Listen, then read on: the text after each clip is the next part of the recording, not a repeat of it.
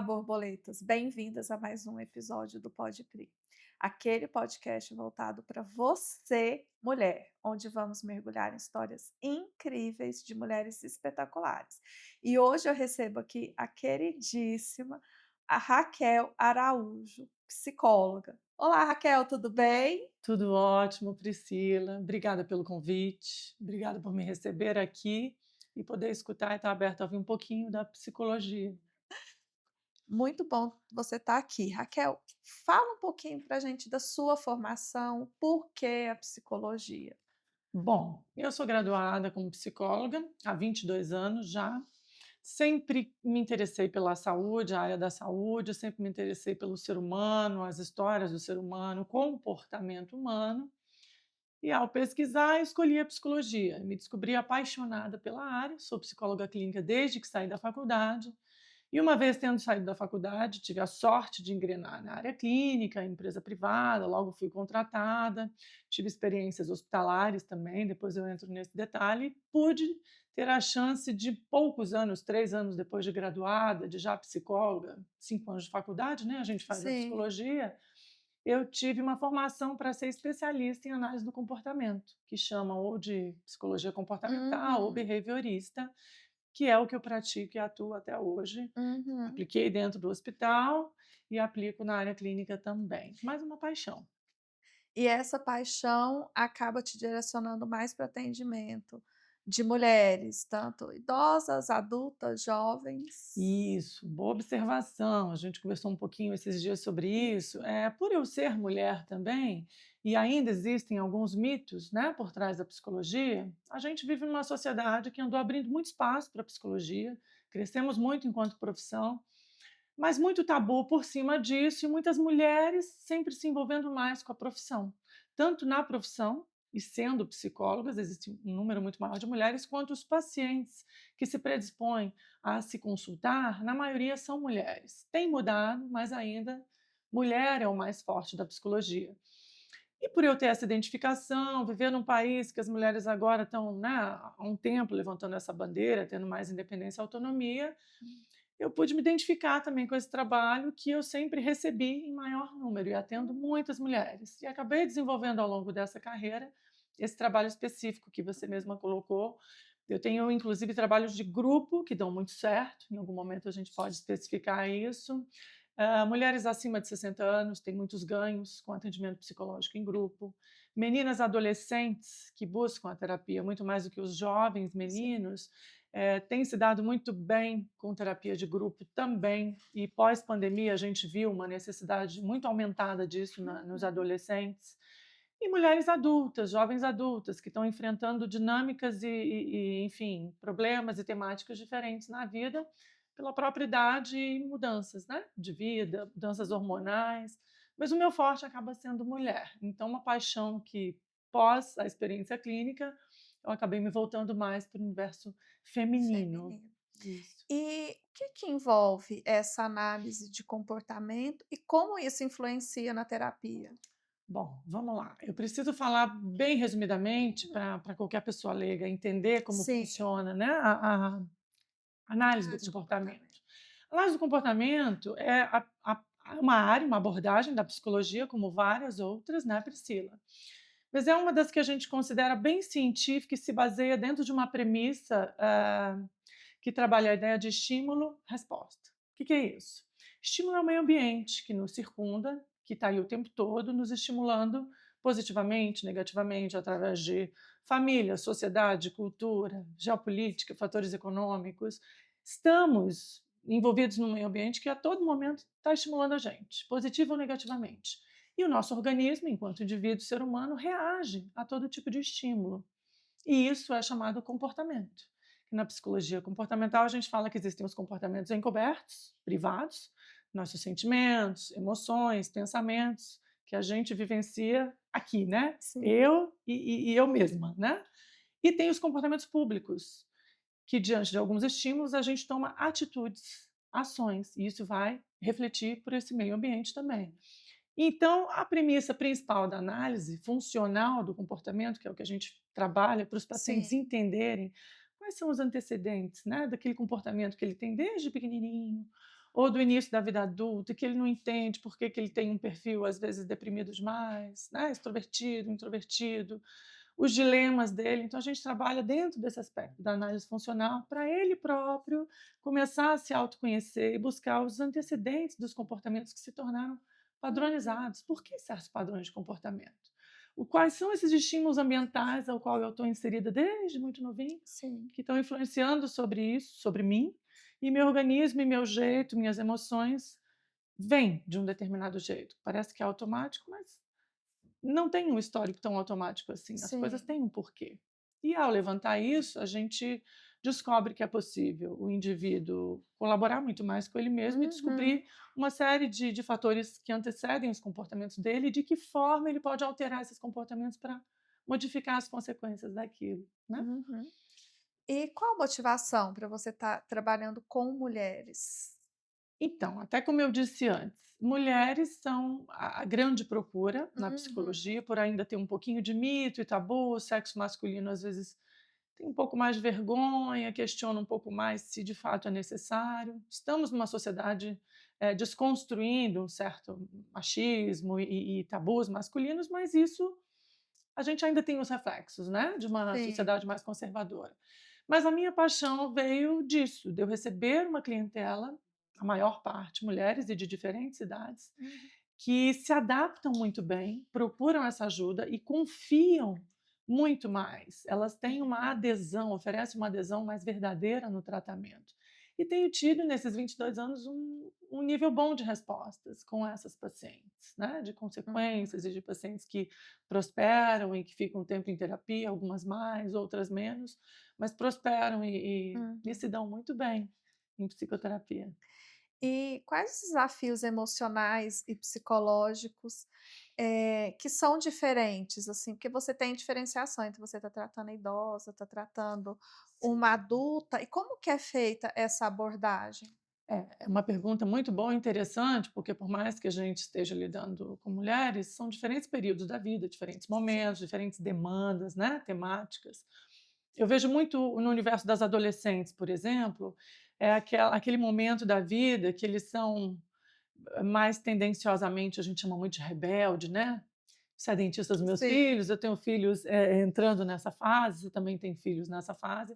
Não é uma rebeldia por rebeldia, existe uma plasticidade cerebral e uma mudança absurdamente grande e intensa Uhum. naquele organismo onde neurônios ali estão em plena modificação e conexões e hormônios explodindo.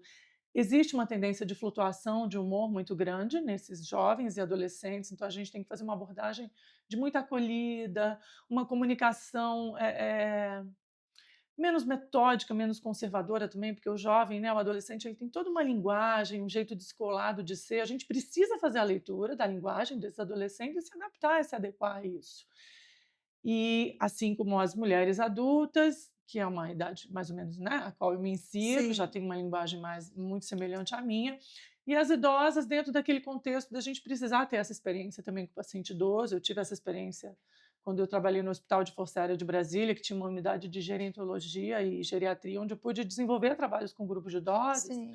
E eu cuido de uma mãe idosa hoje, né, que vive comigo e com meus filhos, desde que eu perdi meu pai.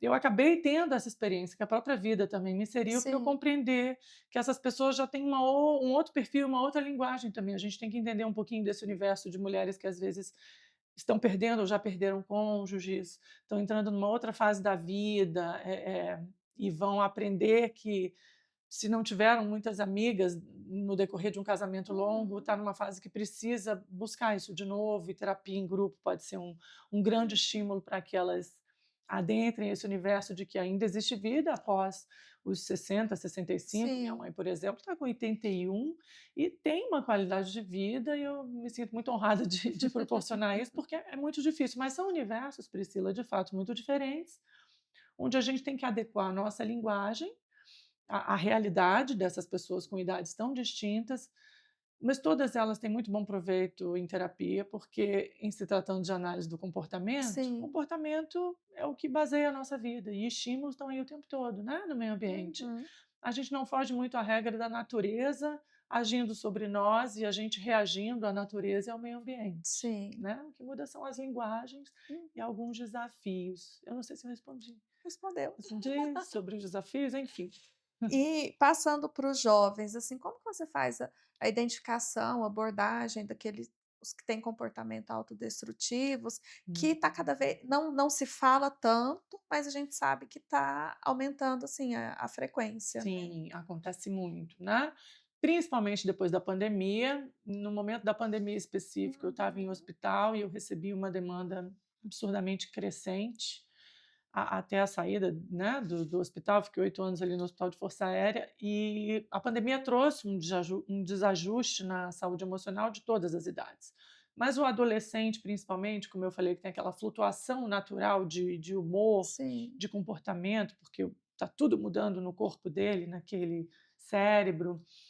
Foram pacientes que começaram a desenvolver muita crise ansiosa, muito comportamento, muito transtorno do humor, não só na ansiedade, mas voltado também para a depressão, né, crises de pânico e comportamentos atípicos, que começou a entrar numa repetição. A gente recebia muito no hospital, no Uhum. pronto-socorro, casos de automutilação, né, adolescentes com ideação suicida, alguns até mais agravados em termos de transtorno e já cometendo um ato suicida, mas graças a Deus a gente conseguindo intervir ali, o hospital recebendo, e ia um volume grande desses pacientes para Hum. terapia, onde eu vi que a abordagem tinha que ser rápida, porque o paciente, quando ele já está nesse estágio, ele precisa de uma Sim. abordagem eficaz e muito rápida, de uma acolhida, assim, de todos os lados, uma atenção e dedicação da família, que às vezes é muito pega de surpresa, porque o adolescente nem sempre sinaliza tão abertamente, né, tem famílias que enxergam mais depressa, outras demoram a enxergar, onde ele se sinta realmente num ambiente de sigilo, sigilo ético, e eu tenho que ter esse compromisso. A gente só Sim. rompe sigilo quando o Uhum. paciente, de fato, está comprometendo a vida dele ou de outra pessoa, né. Mas, tirando isso, a gente precisa muito trabalhar dentro dessa ética, onde o jovem vai ter uma confiança nesse Sim. profissional e vai se abrir. E foi aonde, depois da pandemia, eu tive a ideia de inserir uma série de grupos no hospital, começar com muito trabalho em grupo, porque a demanda era muito grande, e comecei a ver que o aproveitamento disso era absurdo, porque os jovens se sentiam muito mais amparados, não só pelo psicólogo, mas é como se cada paciente de um grupo fosse um colaborador, um Do coterapeuta, e a troca de experiência, de informação, fazia e faz ainda com que esses adolescentes se sintam muito mais bem recebidos, Hum. acolhidos e compreendidos. Aquela sensação, sabe, de pertencimento. Cimento. E aí eu acabei falando: "Poxa, mas não é só adolescente, as adultas têm vantagens em grupo, as idosas também, que têm a Uhum. questão social, porque às vezes estão num momento mais isolado, já não Sim. trabalham fora". Como eu vi ganho e crescimento com esses grupos terapêuticos, Uhum. que tinham suas diferenças ali de temática e de idade, mas que ganhavam demais nos Demais. tratamentos em grupo. Uhum. E como que você faz o amparo junto com as mulheres que são vítimas de violência? Violência doméstica, Acho que é né, vítimas de isso, relações abusivas, que abusivas. claro, acontecem com crianças, adolescentes, idosos que têm necessidades mais especiais de cuidados, acontece até com homens também, Sim, né, mas a gente sabe que o volume maior disso, as vítimas são as mulheres. mulheres. Não é uma abordagem muito simples, porque nem toda mulher chega, seja na terapia individual ou de grupo, Priscila, E já se de abre. fato se abrindo e falando: "Eu estou aqui porque eu vivo uma relação abusiva", muitas vezes não é só a vergonha, que existe muita vergonha e muita sensação de: "Mas será que vão entender? Será que vão me proteger? Será que eu estou ficando doido, estou vendo coisa onde não tem?". Não é só uma questão de vergonha dela se preservar, existe uma dúvida, nem sempre as mulheres sabem que são vítimas de alguma relação abusiva, porque a relação abusiva ela pode ser muito sutil, ela pode ser muito discreta, ela pode não ser escancarada, aquela verbalização que é para diminuir diretamente, ou Uhum. agressão física, né, ou a violência patrimonial, enfim, a gente sabe que são diversas formas de Uhum. violência. Ela sendo sutil e provocada por homens austeros, hostis, mas sutis e discretos, ela é homeopática e ela vai detonando a saúde mental aos pouquinhos e de uma forma, às vezes, tão sutil e discreta que ela chega em terapia achando que o problema é ela. né? Então ela nem sabe, a gente tem que ter essa sutileza e o trabalho em grupo ajuda muito a ela a perceber, porque se tiverem outras mulheres em grupo que passam por situações semelhantes, mas já assumiram para si e para as outras que aquilo é uma forma de Sim, violência, é uma maneira de fazer essa mulher enxergar mais depressa e melhor, eh, só que dentro de um ambiente mais coletivo, onde ela se sente um pouquinho mais protegida, não é só de um para um, né? Essa coisa do número da terapia em grupo, que não precisa ser um grupo gigante, mas um grupo de 5, 4, 5, 6 mulheres é um número excelente. E é onde ela tem mais capacidade de compreender e questionar se ela passa por aquilo. e você vai conseguindo identificar sinais ali ao longo dessa terapia.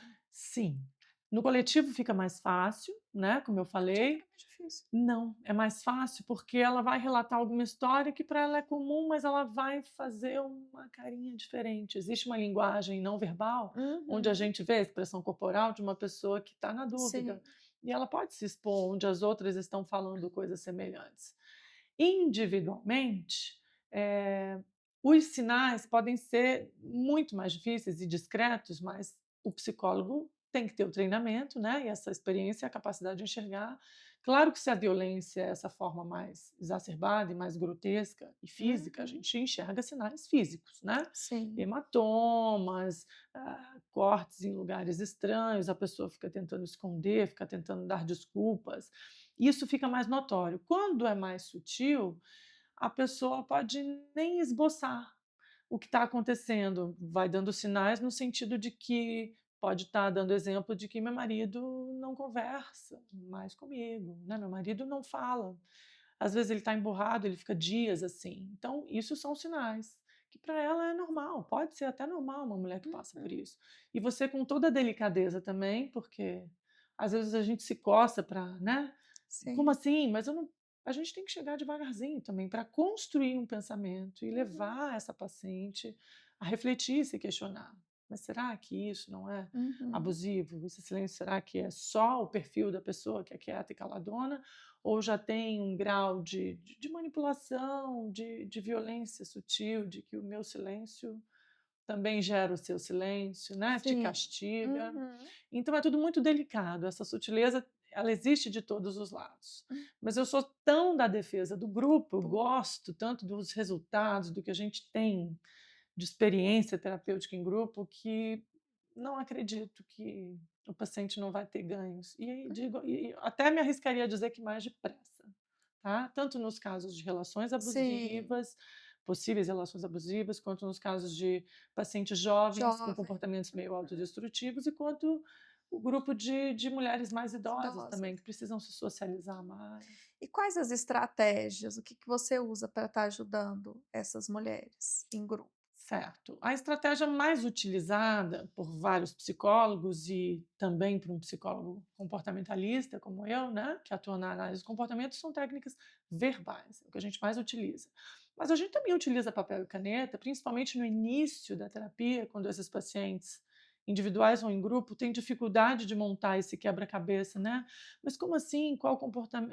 O que que de repente era antecedente a esse comportamento meu que vem desde a minha infância ou da minha adolescência? Montar esquemas em papel ajuda muito o paciente a enxergar como se fosse de fora, né, em Hum. terceira pessoa, a fazer mesmo um mapeamento da vida dele, de meio ambiente, estimulando meus comportamentos funcionais ou disfuncionais e as consequências disso. Por que que eu devo mudar? A psicóloga vai falar: "Eu simplesmente vou mudar amanhã". As Uhum. estratégias de convencimento, elas são lentas, por isso que a terapia não dura 3 semanas, né. A terapia dura pelo menos alguns meses, tem Sim. pessoas que ficam alguns anos. A psicoterapia comportamental, ela tende a ser um pouco mais objetiva, um pouco mais rápida, porque ela vai direto ao ponto no sentido de definir quais comportamentos você quer tratar e precisa, com mais urgência, da gente tentar modificar. Mas as estratégias são mais as verbais e principalmente de montar esquemas onde ele possa, o paciente, ver num papel. Qual é o nome disso que eu tenho, disso que eu sinto? O que me faz sofrer? Vamos dar nome às coisas. E o que que antecede? Vamos dar nome, vamos escrever. Quais as consequências disso? Depois de um tempo fazendo esse mapeamento e colocando no papel, ele já está mais predisposto a sozinho, sem papel, se ele não tiver afim, a ter esse raciocínio diferente, a se Uhum. auto-observar melhor, dentro dessa ideia de autocuidado, e promover mudanças no comportamento dele para ter mais saúde e qualidade de vida. E quais os impactos na vida dessas pessoas que vivem em relacionamento abusivo e as que têm esses comportamentos autodestrutivos? São impactos severos e podem ser profundos, Uhum, dependendo do tempo de duração, né, que isso acontece. Quanto mais você sofre algum tipo de violência, direta ou indireta, ou quanto mais tempo um jovem fica sem conversar, sem relatar as dores emocionais dele para alguém e se automutila ou tem ideações muito, muito destrutivas e ideações suicidas, quanto mais tempo essas coisas graves emocionais duram naquela hum, pessoa, mais impactante isso fica, e mais difícil, e mais lento, e mais perigoso, eu diria, sim. para a manutenção de uma saúde verdadeira, né, de fato, e de qualidade de vida. Mas são impactos diversos, Priscila, Uhum, porque mulheres que passam por violência doméstica, por algum tipo de relação abusiva, mesmo pessoas mais jovens, sim. podem ter, durante muitos anos, problemas em relacionamentos familiares, relacionamentos Então elas, afetivos, elas vão, se não procurar o tratamento, os efeitos psicológicos vão estar acompanhando ela ao longo de uma ao vida, longo eu da diria. vida. Até porque a gente tem experiência nessa área, a gente tem, né, depois de 20 anos, não tem como não ter tido contato com muitos pacientes que passaram por isso. A gente vê pelos próprios pacientes que Uhum, passaram, né, pela clínica, no hospital, enfim, eh, ainda sob tratamento, seja medicamentoso, psicológico, tratamentos médicos quando necessário e uma rede de apoio criada e montada, isso não é automático, né. Um tratamento não faz também do dia para a noite, não tira com a mão uma história de vida difícil, com relações abusivas, de ambiente hostil, ou de um jovem que nunca tratou, mas ficou 10, 20 anos vivendo monstros internos terríveis, uhum, sem saber com quem falar, o que fazer, qual o ponto de partida. É é muito difícil a pessoa, no início de um tratamento, ela já se sentir ótima. Então, é um lento processo, sim. mas é um positivo processo. Ela precisa disso, é gritar por ajuda, correr atrás, quando não tem um aspecto Uhum, financeiro que ajude para ela pagar os profissionais qualificados, ela tem que procurar essa rede de apoio. eh, Na parte do SUS, a gente vive num país onde tem um sistema único de saúde sim. que, ainda bem, graças a Deus, oferece muito amparo comparado a vários países aí desenvolvidos. As pessoas precisam buscar e pedir por ajuda. Os Uhum. jovens dentro das escolas podem pedir, as idosas nas suas vizinhas, amigos, mulheres também, não deixem de pedir por qualquer tipo de ajuda. A gente precisa falar, gritar, mostrar que alguma coisa não está boa, Uhum. senão é muito mais difícil obter essa ajuda, né. E os recursos terapêuticos para essas pessoas, assim, é a terapia junto com médico, com algum outro recurso, somente a terapia? Deixa Você, geralmente o paciente procura o médico primeiro ou procura o psicólogo primeiro? Qual o Entendi. trâmite aí? O que geralmente, né, o que costuma muito a ser feito é o médico ser o primeiro elo da cadeia, né. Nós temos um hábito, talvez, social, e eu não tiro a importância disso. Médicos são pessoas extremamente preparadas para lidarem com a saúde de uma forma geral. E os médicos estão cada vez mais próximos da realidade da necessidade de uma saúde mental, que não é só médica, só do psiquiatra, né? Psiquiatra, o neurologista que vai cuidar dessa parte. Eles já entenderam há um bom tempo, e a pandemia eu acho que reforçou ainda mais essa questão de onde entra um psicólogo com formação em psicologia. Os médicos passaram a, mesmo sendo o primeiro elo a ser procurados pela própria sociedade, pela comunidade, eles já encaminham muito, com muito mais frequência. Hoje, vários profissionais da saúde encaminham pacientes para os psicólogos. Então, eu diria que continua sendo, em termos de necessidade, todos juntos, né. Não existe saúde mental se meu corpo não está bem. Não adianta um paciente Uhum. meu ter toda a minha ajuda e não cuidar do corpo, não estar em dia com as questões médicas, não fazer atividade física, não dormir bem, não se alimentar bem, não se hidratar. Existem coisas básicas que são primordiais, senão não vai ter saúde mental, nem saúde física, nem saúde nenhuma. É isso, é a gente pegar e juntar todos os elos e descobrir que não importa por onde a pessoa começa, a saúde em si tem que mostrar para aquele paciente que ele precisa cuidar de tudo, Uhum. né. E o que ele puder fazer sozinho, Sim. sem ter que gastar o dinheiro dele, porque está apertado, ele tem que fazer.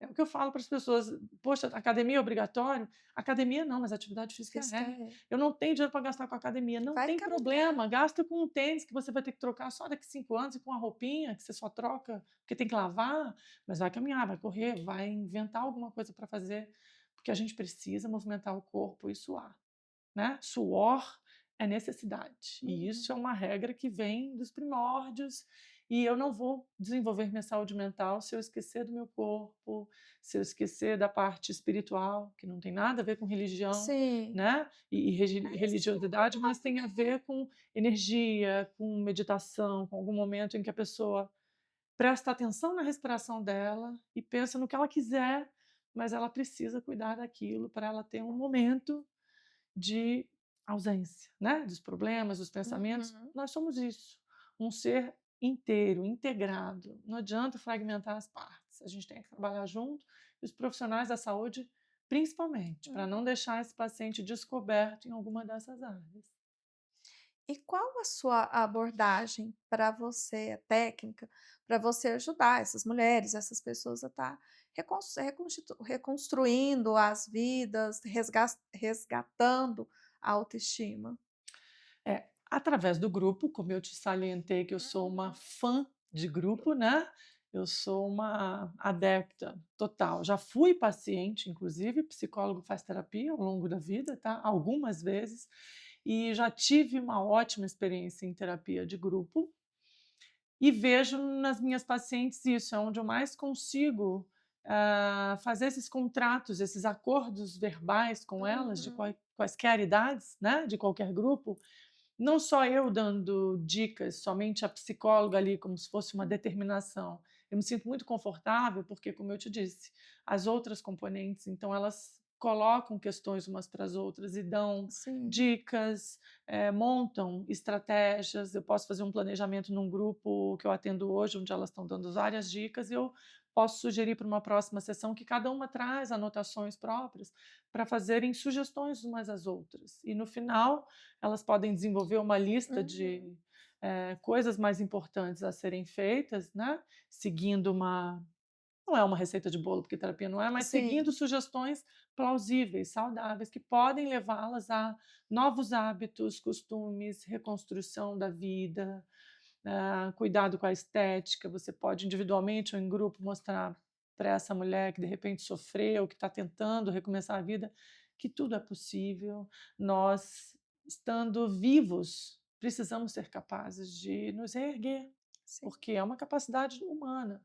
Essa capacidade foi dada a um ser vivo, a um ser humano que é o topo da cadeia uhum, alimentar, o mais inteligente. A gente precisa entender que, ao sobreviver a aspectos muito difíceis, existe luz no fim do túnel, existe vida, sim. e a gente tem que ir atrás da rede de apoio, não Uhum. desistir da gente, seja intelectualmente, profissionalmente, socialmente. E falando em rede de apoio, qual a importância da rede de apoio durante esse processo terapêutico Total, eu diria. Rede de apoio é importante antes, durante e e depois. depois?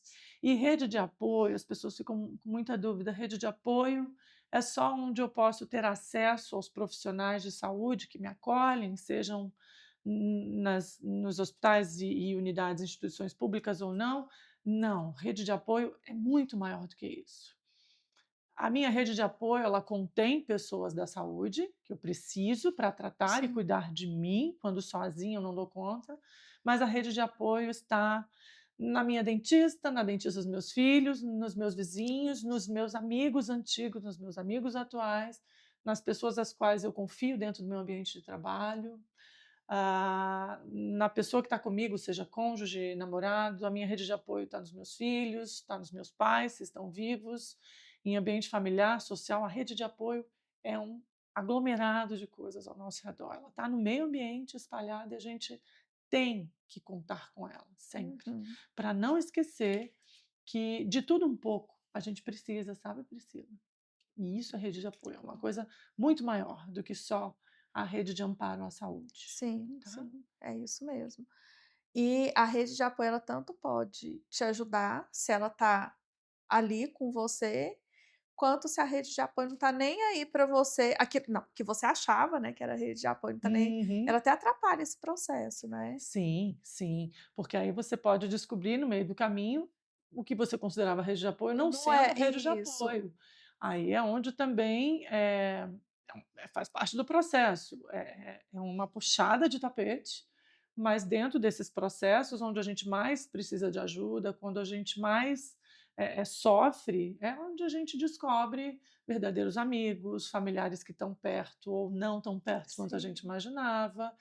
E isso é uma questão da vida que acaba sendo positiva depois, porque aí É, a forma da pessoa amadurecer e ressignificar, né, valores, o que ela acreditava, substituir pessoas, montar novas redes de apoio. A nossa vida é flexível, Priscila, então a gente está toda hora renovando, coisas, pessoas, hábitos, de acordo com a nossa necessidade. E terapia é um ponto onde ajuda muito a gente a se reestruturar e aceitar fazer adequações e uhum. adaptações na vida, entendeu? E a gente já falou aqui um pouco de autocuidado, sobre, às vezes, uma rotina de atividade física, uma meditação. O que você recomenda mais para os seus pacientes, para suas pacientes, pensando nessa parte do autocuidado?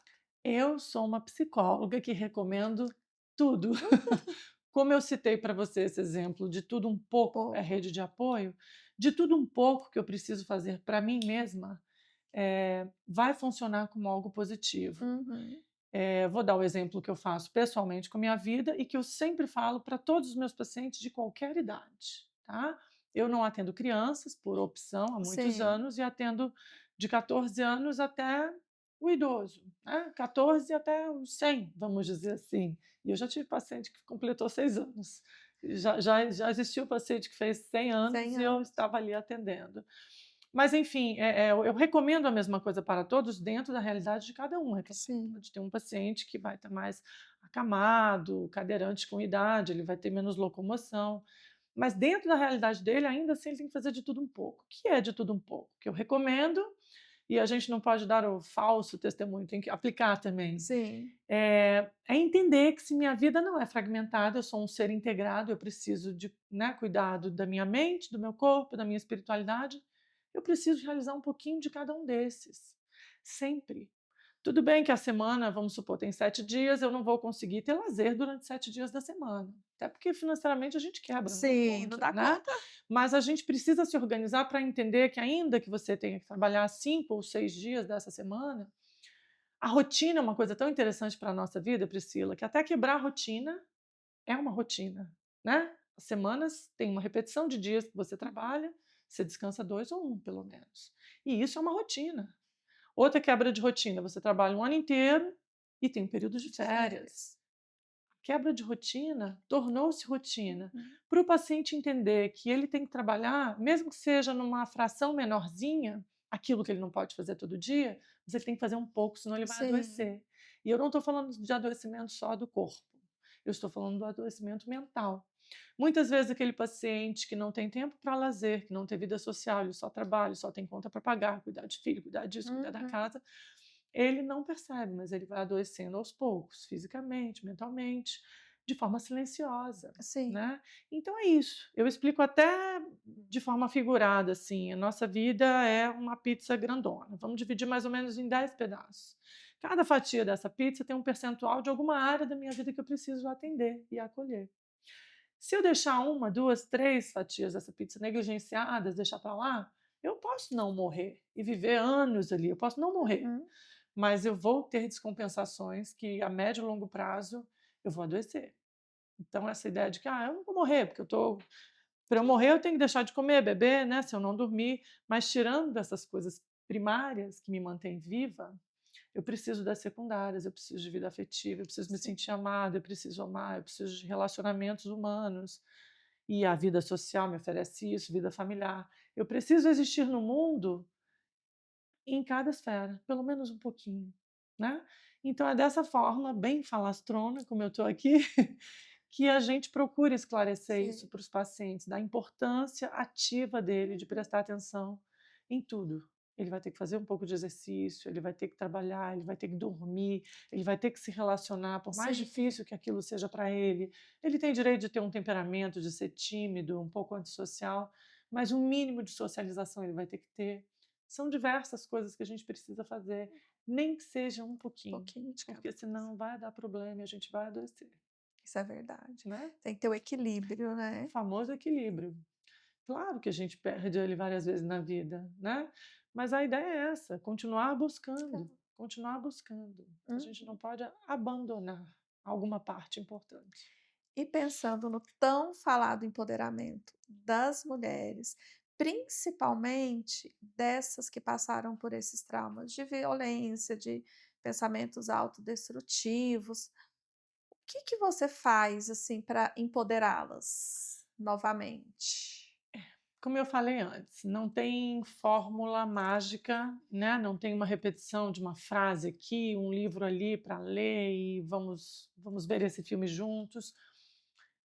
Mas todo o processo verbal de convencimento, de demonstrar o que traz mais qualidade para a vida, o que essa pessoa pode mudar de rotina e criar novos hábitos para se sentir melhor, as próprias outras pessoas de idade ali semelhante, Uhum. contemporânea, com vidas, certos acontecimentos semelhantes, já já são uma prática que tentam convencer e mostrar para essa pessoa que está ali do outro Sim, lado recebendo dicas e se abrindo um pouco, abrindo a mente para novos costumes e hábitos, de inserir novos padrões comportamentais na vida e o próprio resultado, quando ela começa a fazer, Priscila, é o mais forte das dicas e da atuação, porque se ela começa a fazer mesmo, "Pô, essa psicóloga sugere coisa demais, essas pessoas do grupo são otimistas, isso não vai funcionar comigo", ainda que ela vá com esse pensamento negativo, mas ela bote em prática algo novo, que de fato vai fazer bem para ela. Vamos pensar numa pessoa sedentária, deprimida,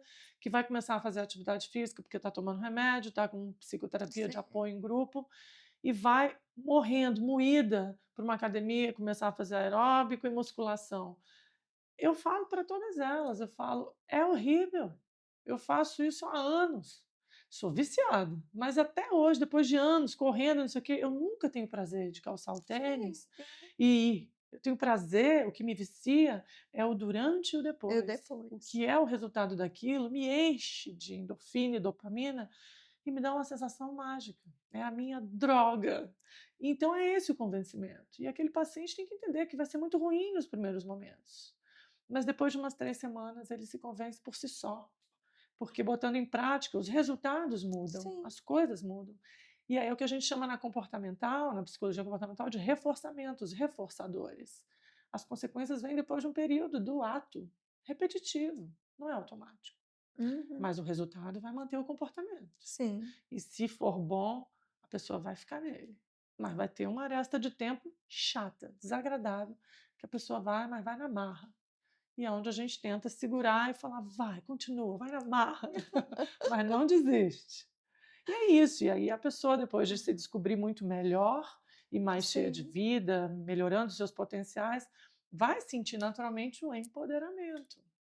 Porque não tem como a gente se sentir pequenininha quando a gente está sim, promovendo os resultados bons para a gente, né? é verdade. E conselho para essas mulheres que estão buscando ajuda, que querem buscar ajuda? Ah, esse negócio de conselho é tão complicado, né? Parece que a gente está doutrinando, ditando uma regra. Eu acho que eu vou seguir a linha de raciocínio que eu estava conversando antes com você, Priscila. Busquem ajuda, mulheres, busquem rede de apoio. Ah, mas eu não tenho rede de apoio, formem uma rede de apoio. Aprendam a pedir Uhum. ajuda para toda e qualquer pessoa que estiver por perto.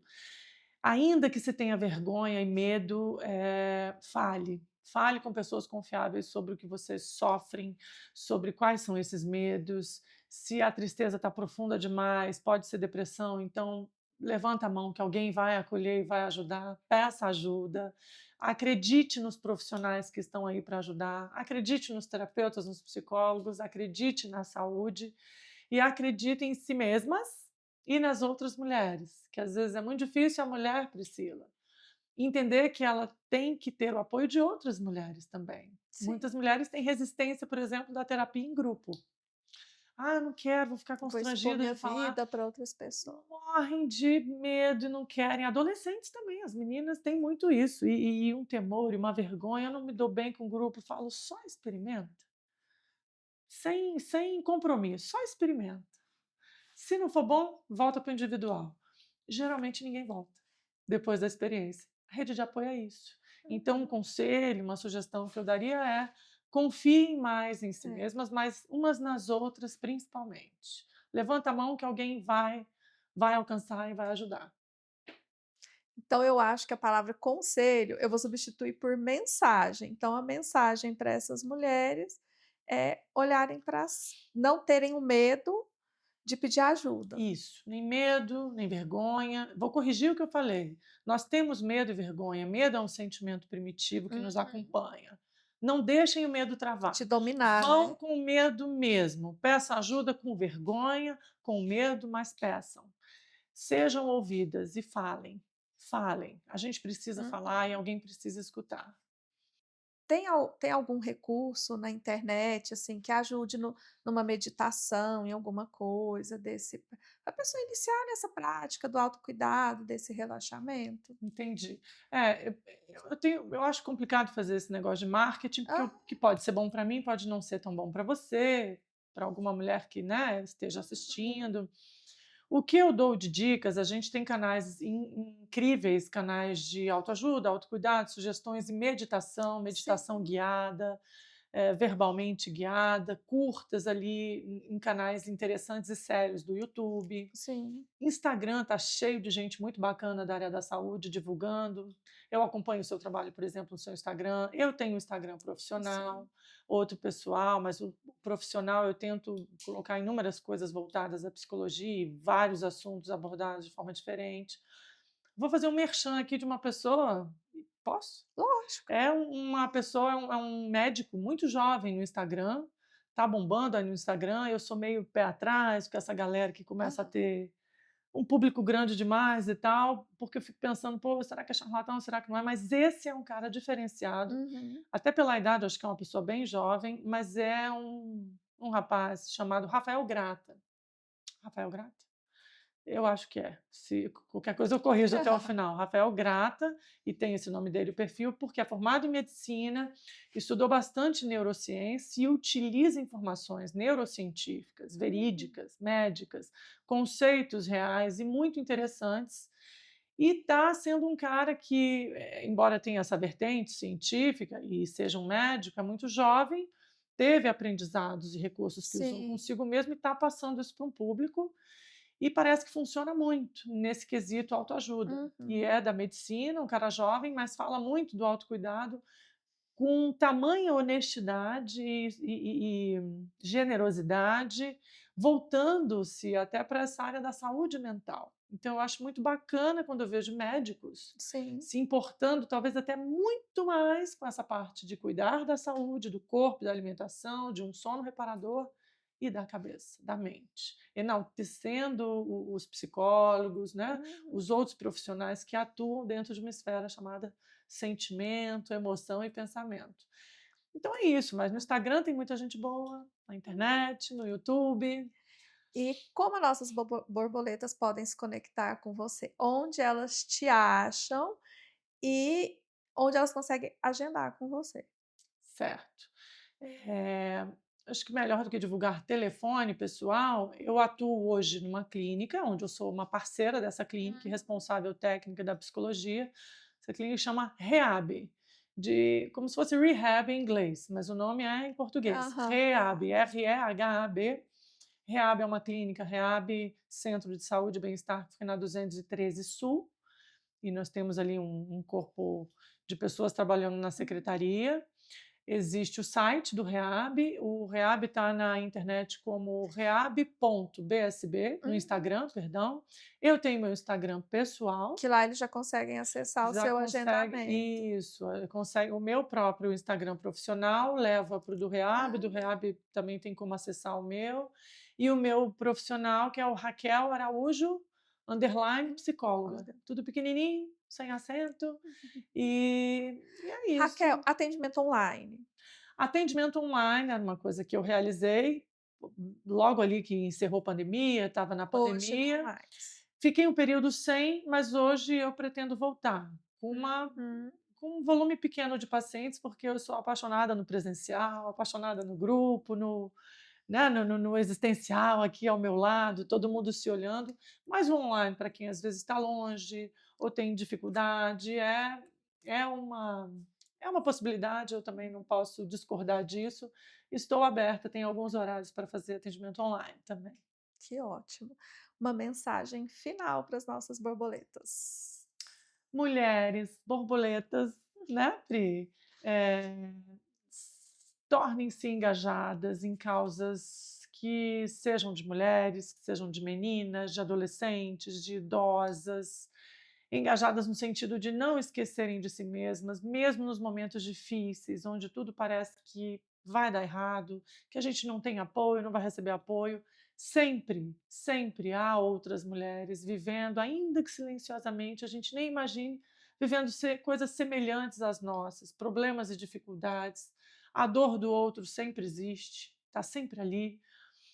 Às vezes a gente não sabe, não imagina, acredita que seja o único ser sofrendo e desamparado no mundo. Não, todas nós temos problemas e sofremos. A gente precisa se comunicar mais, confiar mais umas nas outras, buscar essa autoconfiança também, autoajuda, autocuidado, pedindo ajuda e tentando segurar na mão de alguém, que sempre tem gente para estender a mão. Procurem rede de apoio, amigos, familiares, procurem psicólogos. Se tiver difícil na rede particular, busquem na rede pública, mas gritem, chamem por outras mulheres e peçam ajuda sempre.